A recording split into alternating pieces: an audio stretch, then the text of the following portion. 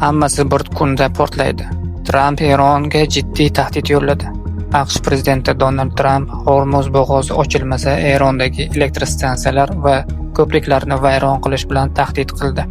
Bu haqda u Truth Social ijtimoiy tarmog'ida post joyladi.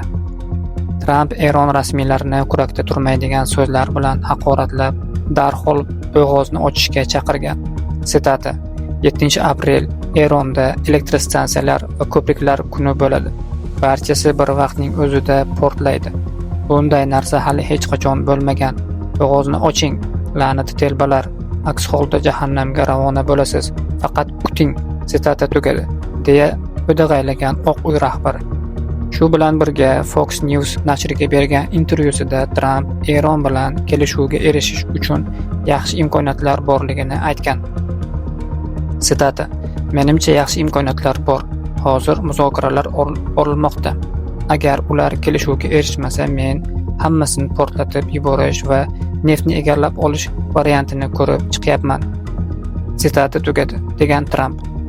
Prezidentning tahdidlariga javoban Eron parlamenti spikeri Muhammad Bag'ir G'olibov AQSh prezidentining o'ylamasdan qilayotgan harakatlari butun mintaqani olov ichiga tashlashini aytgan.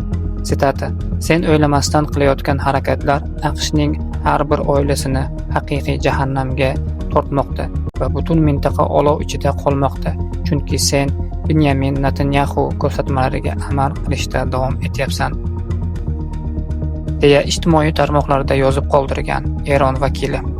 Eslatib o'tamiz, avvalroq AQSh prezidenti Donald Tramp Eronga Hormuz bo'g'ozini ochish uchun ultimatum muddati tugab borayotganini ma'lum qilgandi. Bu Eron rasmiylarini qo'rqitib, agar bo'g'oz ochilmasa mamlakat ustida do'zax yog'ilishini iddao qilgandi. Tehron esa bu talabni rad etib, AQSh prezidentining o'zining jahannam qa'riga yuborishi bilan tahdid qilgandi.